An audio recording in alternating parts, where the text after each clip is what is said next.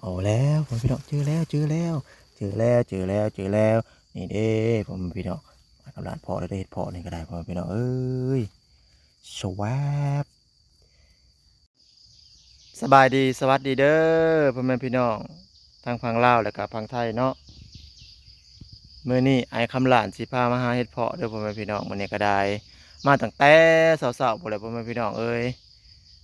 เมื่อวานนี่ก็บ่ได้หานะโมบ่ฮู้ว่าเห็ดเพาะออกก็จะเอาแซ่อยู่บ้านพุ่นน่ะกำลังก็อยู่ปากทางพ่อแม่พี่น้องเอ้ยไปเฮ็ดศาลาน้ำเพิ่นเอ้า มื้อนี้ก็มาแต่เช้าแต่เสี้ยวแล้วพ่อแม่พี่น้องนายังทันได้สัวซำดอกนี่ก็ได้ไปเลาะเบิ่งนำกันเด้อพ่อแม่พี่น้องเฮ็ดเพาะก็ได้มันสิได้อยู่บ่ล่ะฮึเพราะว่าเขาเจ้าเครียดแตกแต่นลั่นหมากเบิดตั้งแต่เมื่อวานนี่พุ่นแหละพ่อแม่พี่น้องเอามาพ่อแม่พี่น้อง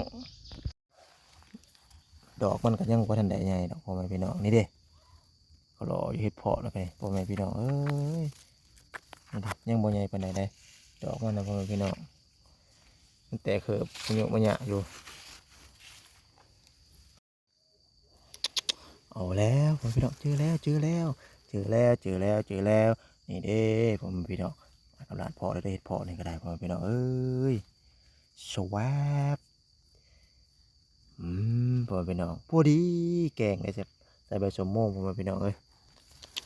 มาเด้อพ่อแม่พี่น้องเอฟซีทุกคนนี่เห็ดเพาะพ่อแม่พี่น้องเอ้ยนี่ก็ได้คำลาดมาเก็บคนเดียวได้มื่อนี้ก็ได้พ่อแม่พี่น้องเอ้ยเคลียร์ไปตามใบตองเลยแหละพ่อแม่พี่น้องดอกเห็ดก็ได้นี่เด้พ่อแม่พี่น้องเอ้ยเอามาเด้อพ่อแม่พี่น้องไปอยากมาเก็บน้ำก็ได้เลยเลาะไปทางพุ่นเลยพ่อแม่พี่น้องเอ้ยตามโคกตามปลาคือเก่าแหละมื่อนี้พอได้ก็ได้พ่อแม่พี่น้องกับร้านกับผักพริกพิษผักพิษผักเตือกเด้อพ่อแม่พี่น้องเอฟซีทุกคนมาหาคนเดียวพ่อแม่พี่น้องเงียบไปได้มื่อนี้ก็ได้ปลานี่ผ้าปลาเฮ็ดพ่อแม่พี่น้องเด้ออย่างก็จะเอามาเอาไหนพ่อแม่พี่น้องคลิปนี้ก็จะลาพี่ลาน้องแต่หาเฮ็ดก่อนเด้อที่ถ่ายไปว่าไปโอ้ยันก็จะเอามาเก็บนำเด้อพ่อแม่พี่น้องเอ้ย